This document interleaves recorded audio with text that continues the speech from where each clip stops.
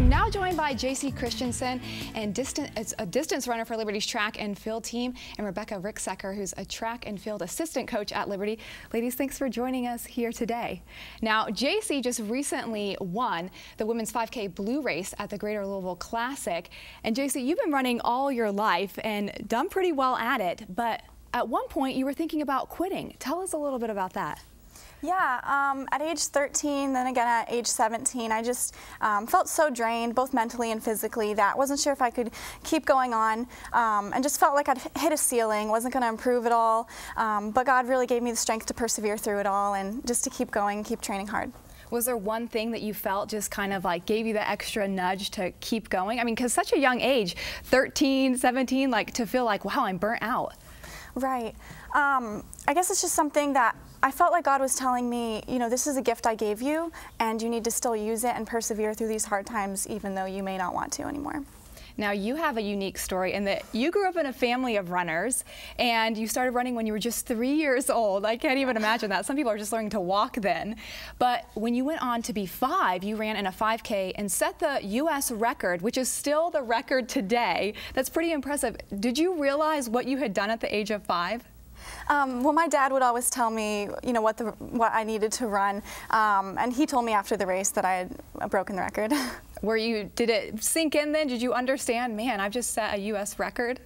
I think I understood a little bit, but I was mostly just concerned about, you know, what kind of food are they going to have after the race. I always was interested in the refreshments rather than the race. I can understand. For a 5-year-old, that's important. What food am I going to get? And then that is still a record today. Do people ever give you a hard time about that? You hold the, you know, 5-year-old 5K record? Yeah, different people bring it up, but, you know, that's in the past, and I'm trying to focus on the future right now. Now, I read an article, and you're really close to your siblings, and one of your brothers had said to you something that was really important when you were in high school about continuing and running for money or running for a cause. What did he say to you? He told me that while it's nice to win money for races, that shouldn't be the main focus of it, and you really can't let your passion be something that you just do for money. And how has that changed your outlook now as being an NCAA athlete, you know, running every day, like you said, not getting burnt out? How has that changed your focus? Well, I guess it's made me realize that even though, you know, you run on scholarship, or, you know, I may run later professionally, you shouldn't let the pressure weigh you down. You need to keep running for God and just keep enjoying the gift that God's given you rather than doing it just for the money. Now, Rebekah, most of the teammates say that Jacy is just focused. That's one word that explains her, focused. Why is that?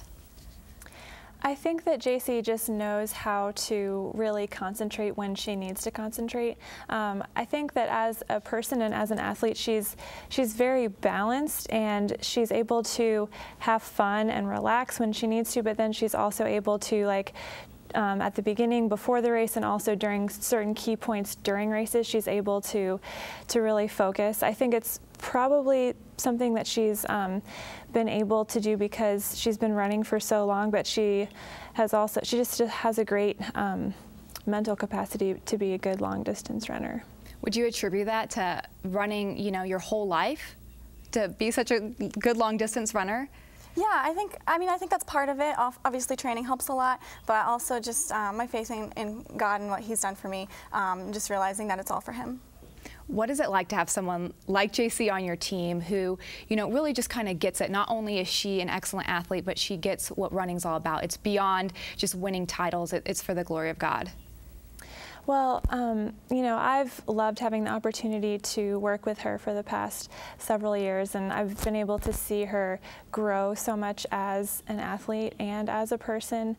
You know, she was voted captain this year by the girls, and, you know, she definitely deserves that title because she leads not just by her words, but also by her actions. She does the little things right. She's a really great example and spiritual leader.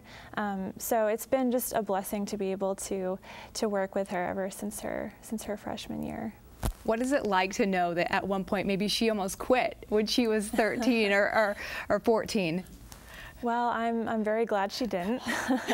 But I mean, she was being recruited before I was coaching, and I remember the first time that I heard that she was being recruited, I was like, oh, you know, a lot of people do tend to burn out, like those who've been running at such a high level as her from such a young age.